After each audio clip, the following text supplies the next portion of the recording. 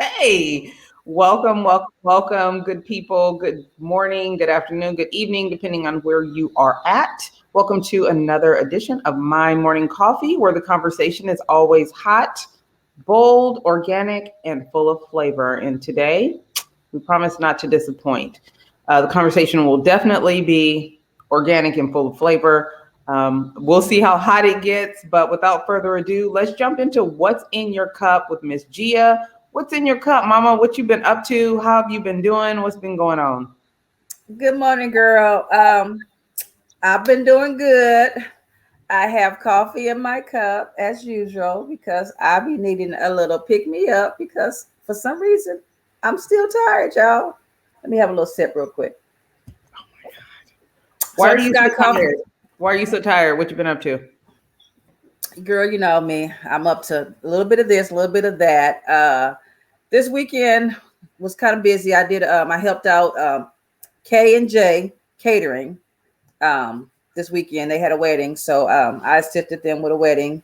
So I was busy on Saturday doing that, and then also I don't know if you saw, I did a little. I think I did a little Facebook Live.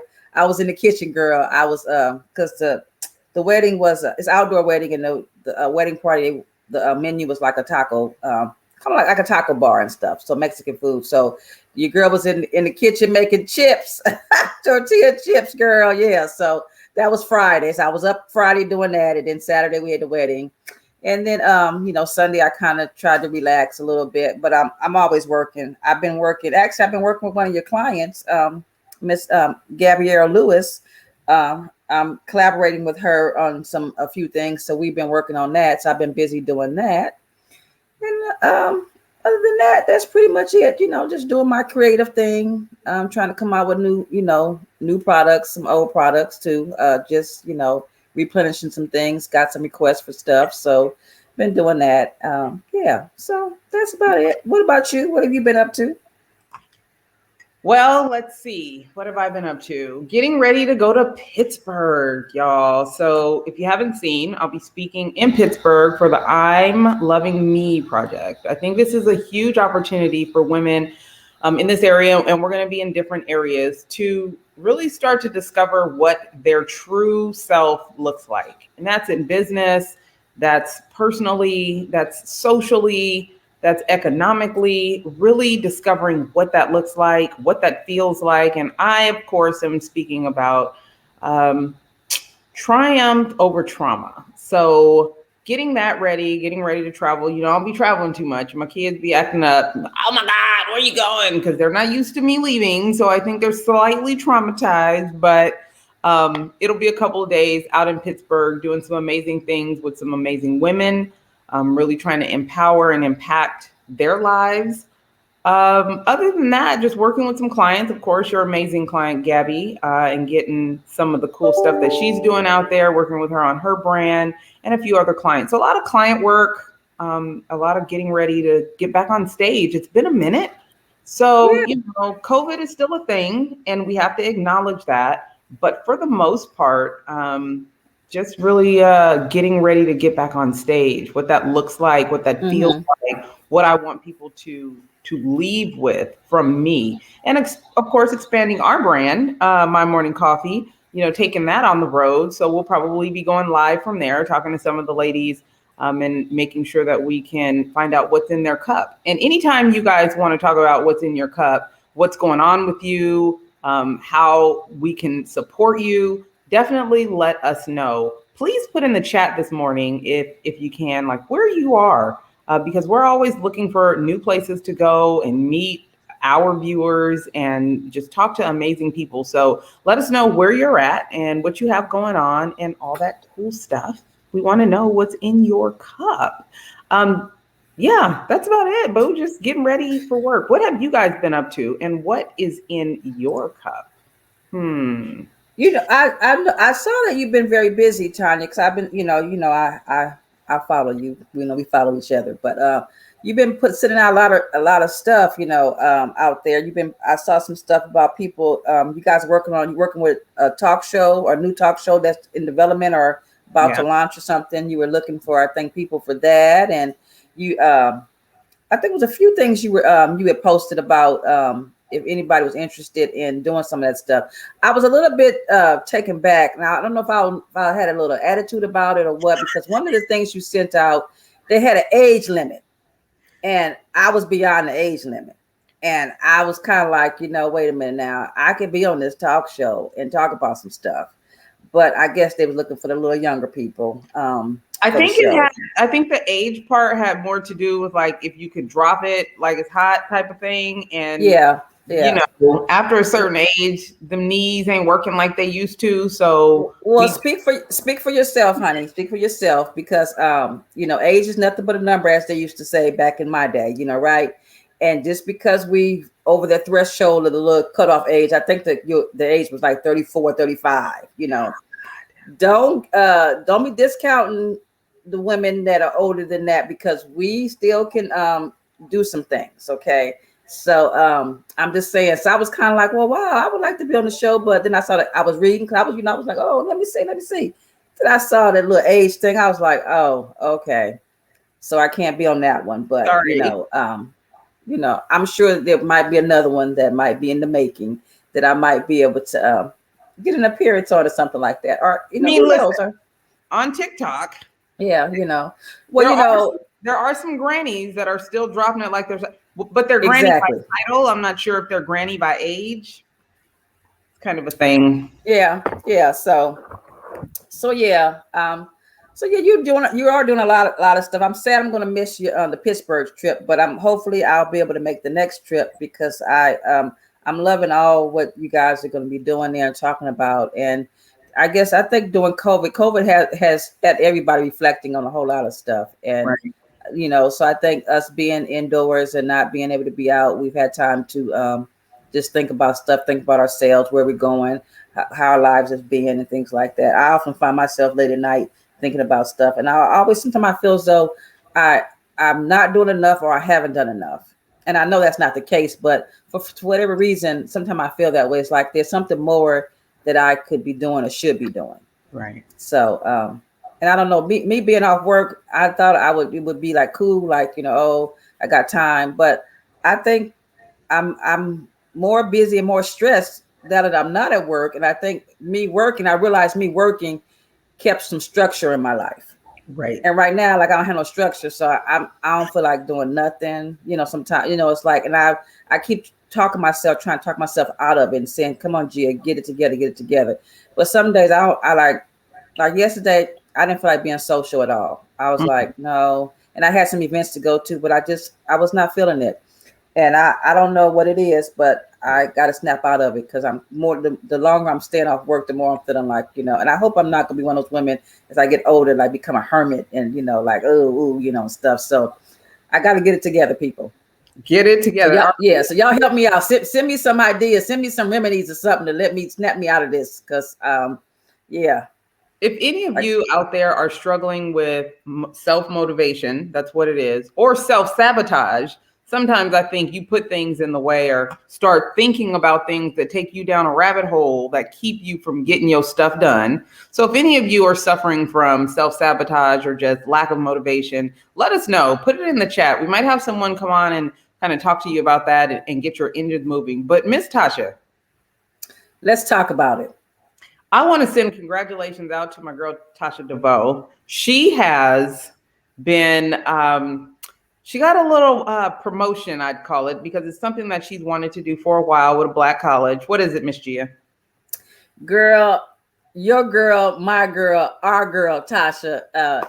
She is the new, she's at Texas Southern University.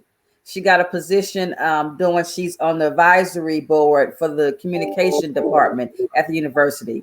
That's like major. Shout out to Tasha, girl. You doing it, girl. Yeah. So the cool thing about that is, one, she didn't go to a Black college, but wanted to. So for all of you that have wanted to participate in Black college life, but didn't go to an HBCU, there's so many different ways that you can get back and be involved. So shout out to Tasha for making that happen. I got to get the backstory on that, the story behind the story, and then we'll come back and talk about that, or she might be back on the show. But more importantly, in the communications field, it's hugely important because there's still not a lot of faces like us on the top echelon of communications and PR. So she definitely represents, and she's always giving back. Actually, I think she might like giving back to the younger people more than she likes giving to us, the professionals. And I'm totally fine with that. So congratulations to her, and more so, congratulations to Texas Southern, because they have themselves a real thinker, a real savvy businesswoman that's going to really add a lot of essential ingredients to their board. So shout out to them. And Wendy Williams. Also the shout out to the communication department, because you know that girl, she can communicate. So she about to bring some stuff to y'all that maybe y'all might not be ready for, but get ready, because Tasha, she bombs. So yeah. So let's talk about did you say Wendy Williams? I did. Okay, let's talk about it. Let's talk about it. So I don't want to go too deep into it because I don't know the whole story, but she was hospitalized recently with having a psychiatric breakdown. And I think I just wanted to bring that up because I know that there are people dealing with stress and unresolved trauma that, you know, you don't deal with it. Eventually it will deal with you. And today we're going to be talking about suicide prevention. And in my heart of hearts, I feel like there's unresolved trauma that takes place for someone to take it there. I don't have all the answers, but we are going to be having someone on the show shortly to talk about it. Do you have any thoughts around that? You know, I saw a little bit, because, you know, I haven't been watching the news or anything, but I did see a little segment about something going on with Wendy. And so every time she's in the media, I always try to think, you know, I don't deal with the story at hand. I always try to think back, like, what's really going on with her? And do you think I think it has a lot to do with the showbiz, that whole arena, sometime being in that kind of arena, I think can take its toll. And I think also too, trying to keep up and keep this facade up that everything in my life is perfect when it's not necessarily perfect. And I think it's just taking its toll on her, and it's all kind of seems like it's caving in on her right now, you know, between, you know, the marriage or the whatever, the husband, whatever he's doing and not doing, that kind of stuff. I think just everything it gets to be too much. And I think sometimes we as people, we need to learn how to take a step back and say, this is too much for me. I can't do it. But I think we're so busy trying to grind and get that paper. That's really what it comes down to. Sometimes getting that money. We let stuff fester, and then we get to the point we can't take it and we break. And that's what I think is going on with her. For, you know, she's, you know, been doing her thing for so long and trying to keep it up. And I think it's just too much. And I think a lot of it has to do with society. You know, we all go through that, what people are thinking, saying about me, stuff like that. And it's easier said than done to say, oh, don't worry about what people are saying and stuff like that. But you can't help but worry about how people think about you and what they say about you. And I just think it's just too much. And so the thing is, how do we navigate that? You know, how do we work around that and live our best lives without letting it take its toll on us? So hopefully with our guest that we have coming up, she'll be able to, you know, give some pointers and, you know, give us some kind of advice or little tidbits we can take away from that, because, you know, suicide is real, you know, it's happening. And to me, it's like they say, heart attacks is the silent killer. I think the whole suicide thing, and think mental health is a silent killer too, because a lot of times things are going on with people and we never know it. And certain things can trigger something in a person, and then that just spirals them all the way downhill, you know, stuff. So I'm looking forward to the guest so we can hear what she has to say and all the great things that she's doing in that arena. All right, well, let's go ahead and get her on, because I have so much to say about her and all of her efforts right now. Miss Netalee Noy. Hello, ma'am. How are you today? What's in your cup? Thank you. Good morning, Tonya. Good morning, Gia. Good morning. So why don't you let the people know a little bit about yourself and the cause that you are championing right now? Sure, of course. So my name is Neta-lee, and I see that I'm, you know, here with the American Foundation for Suicide Prevention, but I do want to clarify that I don't work for them.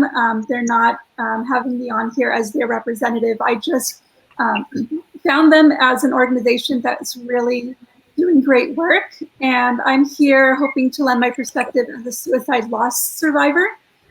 And as a clinician, I'm also a licensed clinical social worker.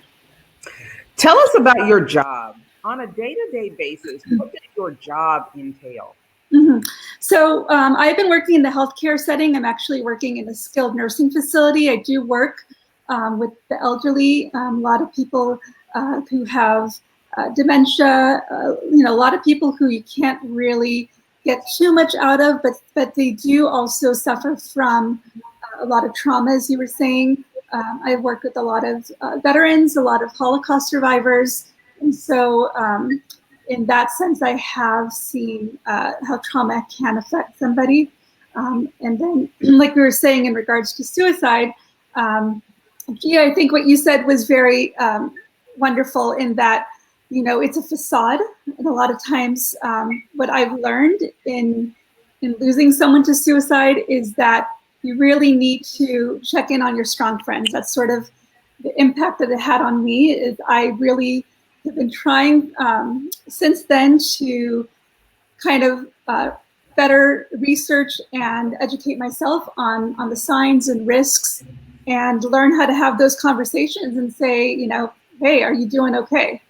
Because so many of the times we find out that our strongest friends, the ones that we think are doing really well, are not.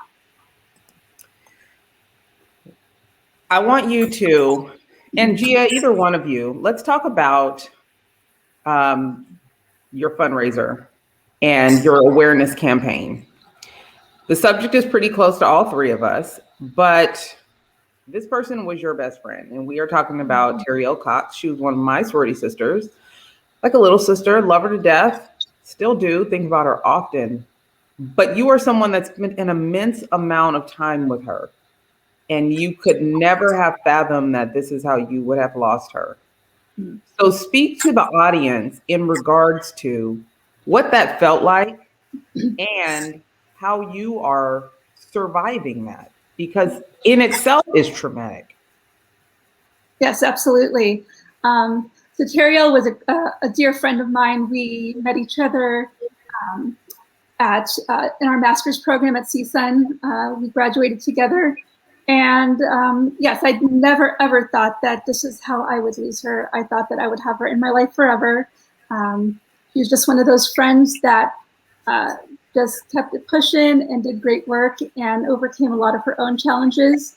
She was known for being very resilient. And I think, like I said, you got to watch out for your strong friends, because so often we don't understand how past traumas of people do affect them. So for the past 4 years, I have been team leader for Teriel's Change Agents. It's a team that we have formed for the walk that they do as a fundraiser with the American Foundation for Suicide Prevention. It is on Saturday, October 23rd. We will be raising money and walking, all throughout this month and up until the walk. And then even if people want to donate throughout the end of the year for tax purposes, that's perfectly fine as well. But I do wanted to touch on, if that's okay, some of the things that I've kind of learned, because when I look back, even though it was a big shock, looking back with time, I do see that there are a lot of boxes that were checked in regards to risk factors for her and just in general for other people who do feel suicidal. Of course, a lot of the symptoms of depression, changes in sleep and appetite and mood, irritability, isolation. Those are some of the more obvious ones if you just feel like someone's not themselves. But you also want to look out for people who are verbalizing that they feel hopeless, or if they perhaps say that they want to kill themselves, their life is not worth living. Those verbalizations we should take very seriously. And then also, just so people are aware, there's a higher risk for people who have attempted before to actually complete suicide. There's a higher risk for people who are veterans or people who are LGBTQ. There are a higher risk for people who have had a history of trauma or, engage in risky behaviors, alcohol, drug abuse, and so on. So you want to take a look and have those conversations. If you feel concerned about someone, don't be afraid to say, I'm concerned about you. I feel like you haven't really been yourself. Are you okay? Are you having thoughts of wanting to harm yourself? I think one of the major myths that we come across is people saying, well, I can't really ask them that question directly. What if it puts the thought into their mind? And you know that can be further than the truth, right? If I was being asked, Netalee, are you thinking of harming yourself? And I wasn't, I would say no, and that thought wouldn't come to my head. But if I were feeling suicidal and someone were to ask me, are you thinking about harming yourself? Well, that could be so impactful. That could be the first time that I'm feeling seen and heard. And it may be a safe place for me to actually have the conversation and let people know what's going on with me so that they can try to help me. Thank you for that. Miss Gia, how has suicide affected your life? Well, other than Teriel passing, it really affected me because, like you said, she was a little sister to all of us, and it was just something about her. When she was around, she lit up the room, and she just made you feel good when you're in her presence. So when I learned, because I learned it from you, when I learned what happened, I think you and I were on the phone. You called me, and I was in so much shock and disbelief. And it does make you. It had me reflecting about a lot of stuff. And like Natalie was saying, sometimes the signs are there, and we when I say we, friends and family, sometimes we ignore that kind of stuff, and we don't stop to ask questions or ask how you doing. And that whole saying is check on your strong friends, because that's the thing. People look at a lot of people that's very strong, they're strong-willed, they got everything together, and they never know what's going on with the person. And so it was. I'm not going to say it was the first time I experienced death, because I experienced death a lot. Even in my profession, I experienced death. That's what we deal with, that kind of stuff. But I think when it hit home, someone close and dear to me, it did have a different effect on me, and I looked at it a lot differently. But it really made me start to look at all my friends and my family and take notice and stuff, and try to pay attention and be more attentive, and ask, how you guys doing? How's things, calling people more on a regular basis than I did before, and things like that. Because that's the thing, like I said, you never know what's going on with a person. And here it is. I think we was just talking to Teriel, or I saw her, I want to say a few days or so before it happened, so it's kind of like, wait a minute, and then times a lot of us didn't know, things, that anything was going on until it happened.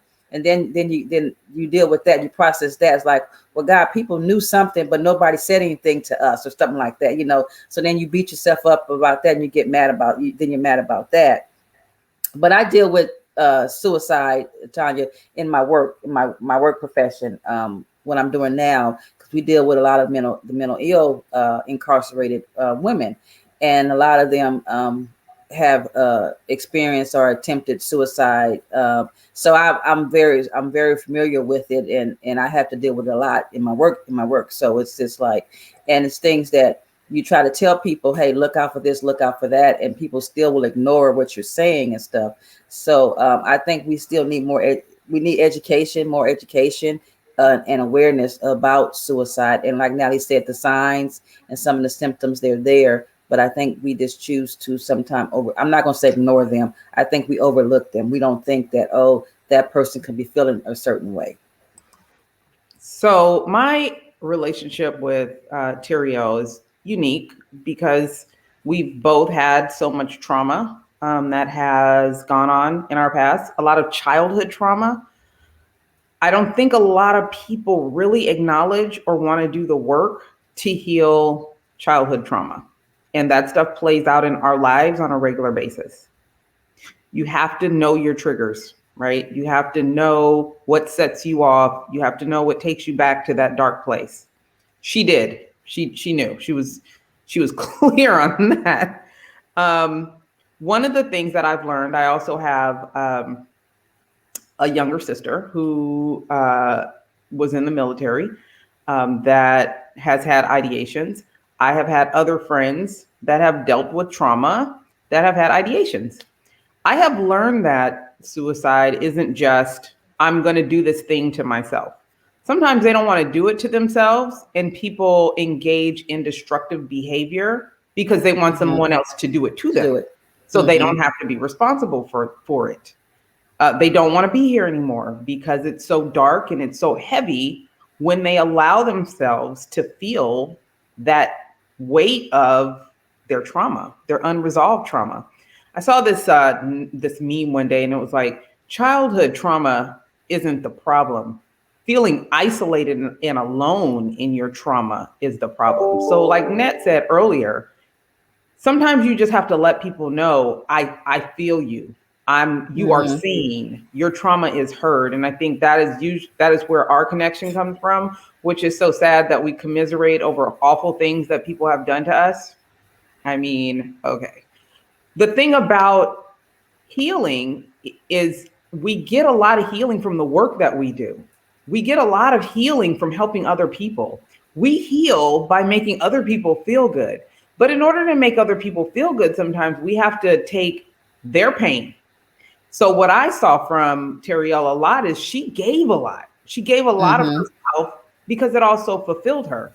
But it doesn't erase past traumas. And I'm really saying this because if there's anybody out there that's dealing with something and they think overworking themselves or keeping themselves busy is going to erase that pain, or keeping themselves busy or, just ignoring it is going to alleviate the desire to want to commit suicide or just die or do harm to yourself, it's not it. You have to actually deal with those things. You have to come to terms with those things. And some things it's just hard to come to terms with. No matter how much healing you do, no matter how good you are to other people, there's still places in your soul that are like open wounds. I always say like trauma is like an open wound. It's like stitched up, and your trigger can bust them stitches. But there's no neosporin that can go in and like heal them. It feels like it for a minute, but the minute you're triggered again, they bust back open, but it's on the inside. So I can't get back in there and stitch it up or put medicine on it. There's something on the inside that is torn, that is broken, that is ripped open, that someone on the outside just can't fix. And sometimes it just doesn't get fixed. So being able to learn to live with that is really hard. And I do think that what Net said earlier is making people feel heard, feel seen, feel acknowledged. Right. That makes a difference. But again, there's so many different levels to suicide for me that I've experienced and I've seen people wanting, suicide by homicide, right? I'm going to get someone to do damage to me, or I'm going to take these drugs, and if I live, that's fine. And if I don't, I'm okay with that too. Yeah. And it's also too, also the whole suicide, like you said, by someone else, keeping myself in that kind of an environment that's toxic. And I'm around people that bring this toxic stuff to me or around me. So I stay there, and that's the thing. Sometimes I tell people who are suffering from things, they need to get themselves away from that environment that they're in. And that does help. But a lot of times people don't know how to do that. And it's sometimes the people around you that are really contributing to those thoughts and those feelings that you're having. Net, what do you think about all that? I mean, am I off base, or talk to me a little bit? I think you're 100%. I think that people feel very isolated and alone. They feel like they're going to be a burden to others. I feel like when people are in that dark space, some people call it a selfish act. I don't know if I agree with that. I think that often people who are in that deep, dark space where they're thinking about doing that and in the act of doing that are feeling like the world will be better off without them. So I feel like we do need to hold space for them. We need to check in. And we need to be ready for the answer, right? If we're asking someone, are you thinking about harming yourself? You don't seem like yourself. You feel to me like something's going on. You need to be ready for that answer. They may tell you yes, and then what do you do, right? So we have to be prepared for their answer. We have to not make them feel bad about it. We have to listen. Just sit there and listen sometimes is good enough. Obviously, you want to ask them if they have a plan. That's number one. If they're already telling you, yes, I am feeling suicidal, you want to make sure if they have a plan, if they have the means to do something to themselves, then at that point, it's very serious, and you want to make sure to stay with them, try to get them help. Netalee, I have a question to you. How did you, because I think when we hear about people dying from suicide and things like that, all of a sudden, to me, this is how I felt. It's like, even with Terrio, it happened, but then no one wanted to talk about it, or talk with us, or just us in general, like even her sorority sisters, I don't think, at least I wasn't part of any kind of conversation to process it really, and when I say process it, talk about what was going on, or what people knew about and things like that, to better understand how did it get to that place. So how did you deal with it, or how are you dealing with the fact that she's gone and how it happened? Because sometimes people, we hear about all the time, like she said, suicide by cop or suicide by this, but then or some people die, overdose here and overdose that. But after they're gone, we're not having a conversation anymore about that person. I think there's still a big stigma against suicide. I think if somebody were to say, they died of a heart attack, or they died car accident or something like that, well, that's not a great example, but I think if somebody were to say that they died of any other way, then it would be more understandable. It'd be a little bit more palatable to talk about. I think suicide still has the stigma around it, which is why in my personal circle, I said the word. I talked about it because it needs to be talked about. We need to erase that stigma. I think a lot of it is cultural, perhaps. I think a lot of times, like I said, it's seen as a really bad thing. I think a lot of times people, maybe with certain religions even, associate it with going to hell or whatever it is that it may be. So I think there's all different kinds of reasons why people stay silent about it. But that's the work that we need to do, right? As friends, as neighbors, as parents, as everything that anybody around us that we feel is going through a tough time, we have to be able to have those hard conversations and lower that stigma. That's my opinion on it. I wanted you and everyone else to know that we actually started My Morning Coffee because we wanted to have a safe place for people to talk about difficult things. This is a difficult thing, and it's not single layered. It's not one way. There's so many things that play a part in suicide, and just self-harm. And watching someone deal with that kind of emotional distress on a day-to-day basis, or knowing that someone is dealing with things and not letting that out. When you know that you have someone around you that's dealing with something difficult or tumultuous, how do you approach them, especially since you have lost someone to suicide? So okay, we weren't really paying attention for that. And like you, I wasn't super surprised because of so many conversations that we've had. I was just disappointed. I was hurt. I still am overwhelmed by the fact that she didn't think that we cared enough, or that it was fine. Whatever you're dealing with, we will help you shoulder. So when you have people in your life and you really want them to know, I got you, I'll be here for you. What do you need? Please don't do anything bad to yourself, because it would kill me on the inside. How do you approach those people? Because I think we all have people in our lives that we know are dealing with something, and we just don't know how to let them know that it's okay to let you in?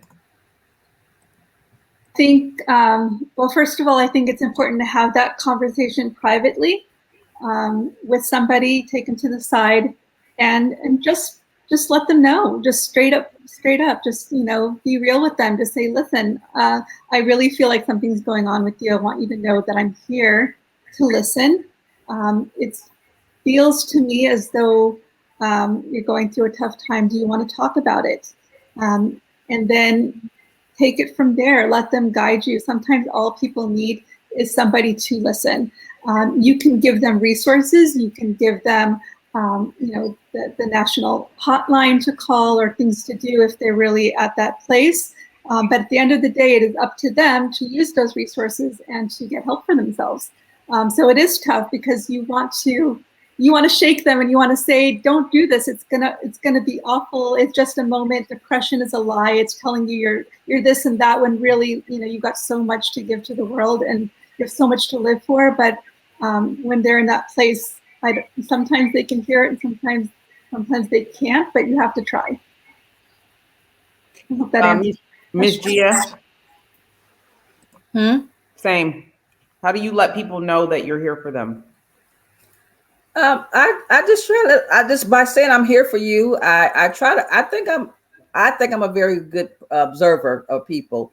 And sometimes, like when I don't hear from people or see people for a while, I would try to reach out to them in some kind of way just to say, hey, how are you? I'm here for you. You know, what have you been up to? Just engage them in kind of conversation to kind of get a feel. So I try to let people know that, hey, if you need anything, don't hesitate. Don't pick up the phone to come by. I'm always available for people in my circle and that kind of thing. So I just try to just be there and pay attention and look. And like you said, look for some of the signs. And if I notice things, I just try, my own little way. Hey, how's it going? How you been? What's been going on? To try to engage them in a conversation to see, where they're at, where their headspace is.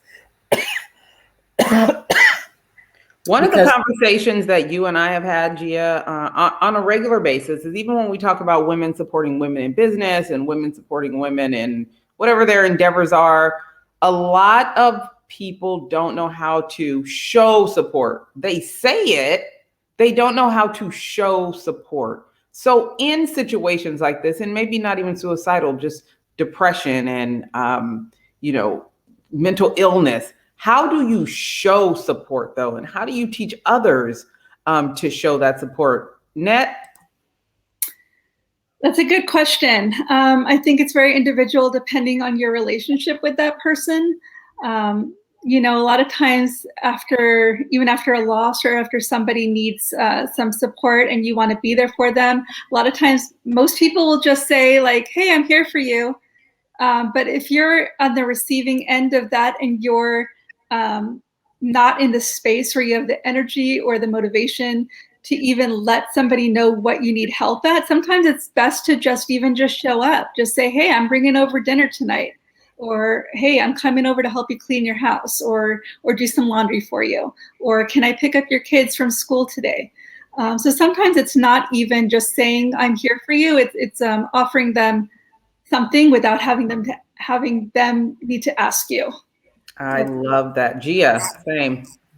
Yeah, to me, I agree with Natalie. That's and I try to do that too. That's the best way because people don't know how to ask for help. And for example, I'm one of those people. I don't know how to ask for help. I'm one of the people, I'll do it. And it does feel good when somebody, without asking, somebody just takes it upon themselves and does support you in whatever way. Like you said, bring some food over, or like, for example, Tonya, you're always busy. I'm gonna show up at your door. Eventually, I'm gonna be there, whether you guys invite me in or not.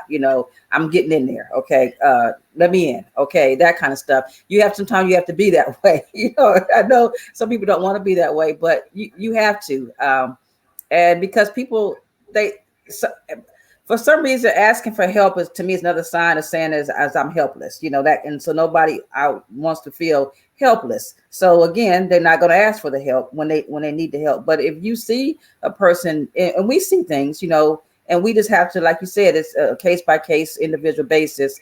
And you just have to show up, be there, pick up the phone, call them, have the talk to them. Oh, I don't feel like talking. No, girl, you talking to me right now. I need to talk. I don't care about you. I need to talk right now, and start talking. Yeah, I love that. Tell us, Miss Nat, about Teriel's change agents. For people that want to be a change agent, Teriel's change agents, talk to them about what that looks like. Uh-oh. Is my mic on? Yeah, you're good. So to be a change agent, I think in just a general sense, just walking around in the world every day, it does mean to just be there, to look out for people, to check in. I think just that can be really impactful and make change. You never know how even a smile is going to impact someone's day. So that's changing somebody right there. It doesn't have to be a big thing. I think in the sense of, Suicide Prevention Month and the team that we have, we can donate, we can share, we can support, we can come and walk. The walk itself is a real sense of community of other people who are going through the same thing, who have either been there or are in the midst of a crisis themselves, and really need that help. And so it is a great way to show support as well. I don't know, Tonya, I think you'll probably have the links to the fundraiser at some point somewhere that you can direct people to. But yeah, we actually got into the top 3 teams last year of fundraising. So that was amazing.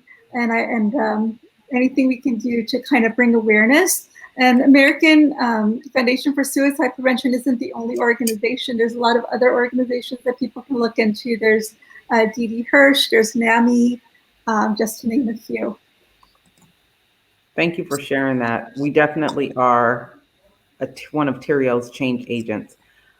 Miss Gia, thoughts before we let Miss Net go? My thought is that we need to continue educating ourselves about suicide and suicide prevention, and get involved in some of these programs that are out there, these groups, because they have a wealth of information that can be useful for you or for any or people in your family or around you. Just to know, that's the thing. We're so busy trying not to know stuff, and I think we should be about knowing things. And I think the more we know, the better we are. We become better citizens to everybody. Thank you. So letting you guys know, the information will be below, so you can sign up to be one of Teriel's change agents, and more information just to find out how suicide prevention can be a part of your daily practice, because I'm sure you all know someone that's struggling, know someone that's having a hard time dealing with some things going on in their life. And it never hurts to just show up authentically you, just to be there and let them know they are not isolated in their pain. Net, thank you so much for being here. I appreciate you. And we'll be in touch. You both too. Thank you so much for lending your platform. You both are amazing. Thank you. Thank you so much. Well, thank you. So Ms. Gia, we got work to do. But yes, we have our own scholarship that we started. Do you want to tell the audience about that? Well, yes. Members of Zeta Phi Beta Sorority Incorporated, Omega Kappa chapter, that chapter is at CSUN, Cal State University of Northridge. Some of us got together and we created a scholarship in the name of Teriel Cox Scholarship for foster youth. So it's a scholarship that we award a foster youth every year, scholarship for college. So and we do a fundraiser for that. I think we start fundraising in the month of April, and we go until I want to say maybe June, July. But we're constantly accepting donations. We have a Facebook page, Teriel Memorial Scholarship is our Facebook page, I believe, that you can go and get information about what we're doing as far as raising money for that scholarship. And that's important because we have a really large, especially here in LA County, we have a large population of foster youth that are just kind of left out to dry after they graduate, right? So that transition is a huge time, and it can be a struggle, and it can be depressing, and it can be hard. It can be defeating. So what we do is work to raise money for these scholarships and help these kids and let them know you are not alone. You are not alone in this. We are here to support you through this situation, and we want you to be successful. And again, what we talked about is showing people, instead of just saying, oh my God, we got your back. We're saying, I'm going to show you how we have your back. Okay. Right. We're going to show up for you. Not just now, we keep in touch with these kids that have gotten these scholarships. Yeah. We celebrate their wins. We let them know they are not alone. So it is important in our community that we stop just saying what we're going to do and saying that we support you and saying that we got your back, and we start showing up and having your back. We start showing up with resources. We start showing up in person on purpose to support what we say we are supporting, the future leaders of our next generation. We have to show up. You got to show up. That's what we got to do. And the scholarship also was our way of honoring our beloved Teriel, and she was a real big advocate for the foster youth. So we want to keep her memory alive through her scholarship. So when you do see us posting about the scholarship, any amount will help. $1, $2, $3, $5. No amount is not enough. So we just want to continue to fund her scholarship in her memory and help the foster youth like she has always done when she was here with us. One of the things we used to commiserate about is how many addresses we've had by the time we graduated. Teriel had like 17 different addresses before she graduated. I had 21 addresses before I graduated from high school. And that is traumatizing in itself. Instability is traumatizing. So can you imagine surviving instability, going away to college, and still not knowing where your next meal is coming from, where all these people are going back home after, on Christmas break and things like you ain't got nowhere to go. It is incredibly traumatizing to just be alone in this world trying to figure it out. So please, if you get the opportunity, support and be one of Teriel's change agents or the scholarship that we have going for her. Next week, I kind of got pulled on the carpet. What? God. I don't want to give it away, but one of my old cheerleaders who has recently dealt with suicide was talking to me about her situation, and we were talking about Teriel, and she said, have you ever talked about her on the show? And I was like, no. She was like, why not? Her trauma happened recently, like 4 months ago, and ours is 4 years ago. I know she had to be like, what's wrong with you? So listen, we started this podcast to make sure that we talk about difficult issues. She's going to be on next week to talk about her situation. And again, continue this conversation, Suicide Awareness Month, and make sure that we raise awareness in the importance of doing something, not just saying something, but doing something to be a part of the solution. So that's all I got. So I hope you guys check out the next episode. What's coming up for you, Miss Gia? What I got coming up next Saturday, I'll be at the Nothing But Black Flea Market at the Baldwin Hills Crenshaw Mall from 10 till 5. So come on out and check me out, as well as all the other great vendors that are out there. And that's really much all I have for right now. Oh, also I'm going to be vending at a jazz festival. I have to put the information on our site. I think tickets are still available. For jazz brunch, October, I believe it's October 3rd. That a Sunday? This is 2nd or 3rd. I'll be there also. But other than that, I don't. Am I invited to the jazz festival? Yeah. I mean the jazz. Yeah, you invited. Actually, it's matter of fact, it's close to where you live. It's in like in El Segundo, so you don't have to drive that far. Don't be funny, Heffa. Don't be funny. Oh, also before I forget, because y'all been acting like y'all haven't seen my little Facebook lives, my little posts, but we still got some merchandise that's available. I'm finna show it to you right now. Y'all see that? Y'all see that? I need to get mine. Can I get mine? Yeah, the cream and sugar candle.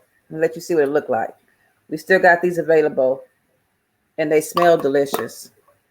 Okay, we got that one, and we got this one.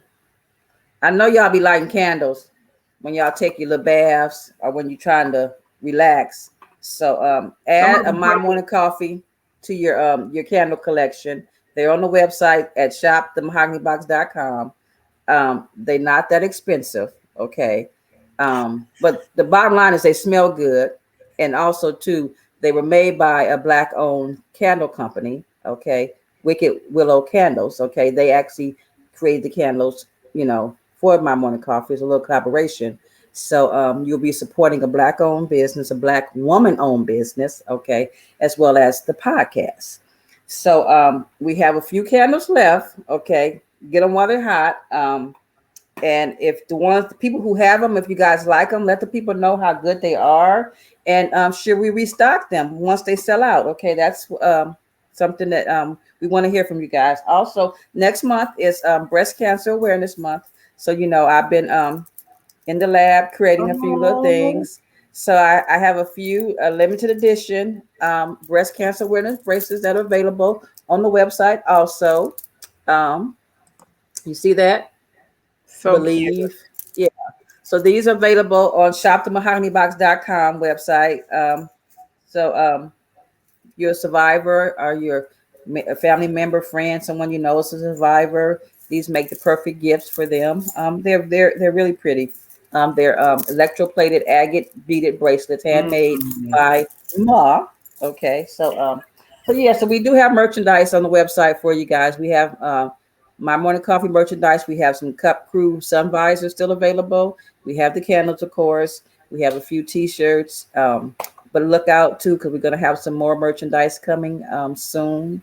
So support, you want to support the podcast. You can support in that way too by buying some merchandise and rock your merchandise. I love that. So let's see here. I'll be in Pittsburgh. I'll be going live. But more than anything, we will definitely be having those conversations about trials to triumph. So stay posted. Follow me on Tonya McKenzie PR and Sand and Shores, because we have some cool stuff coming up. There was some messy mess this past weekend with a publicist or someone that calls herself a publicist and her clients, and it was just messy. I ain't gonna use no names, but I've decided to start tea time. So on Monday evenings, I will be going live on LinkedIn and Facebook and YouTube and just talking about PR. What we've realized is that not a lot of people understand exactly what public relations is. Public relations and communications is essential to growing your business. You might want to do it yourself, practice it yourself. It does not make you a publicist, but you can implement areas of public relations into your business. You actually should. But if you don't know what it is, then you can't, right? So we're going to be talking about that and some of the other things that happen in PR and how it's relevant to your business and sometimes your life. One of the things that has been driving us nuts, there's recently a young girl that was missing, right? And her family, did everything they could and got all the media attention. So they're great at media relations. But a lot of people that look like me are upset that many girls that look like me don't get that kind of coverage when they go missing. Well, here's the deal. Our media should be doing that. Just because mainstream media isn't doing it doesn't mean that ours shouldn't. So we're going to have those types of conversations at tea time on Mondays. So be on the lookout for that. It's important that you understand what public relations, media relations, communications looks like and what it's not. It's not marketing and it's not sales. So we will be having those conversations. If you have a small business or if you are a decision maker for a business, I implore you to tune in. It will be fun. We'll have guests. Sometimes it'll be just me, but we will be talking all things PR, communications, and media relations. So just follow, follow us. Follow Tonya. My Morning Coffee, Tonya McKenzie PR, Sand and Shores. Links in the bio. Make sure you guys stay connected. Next week, another powerful conversation. Go ahead, Ms. Gia.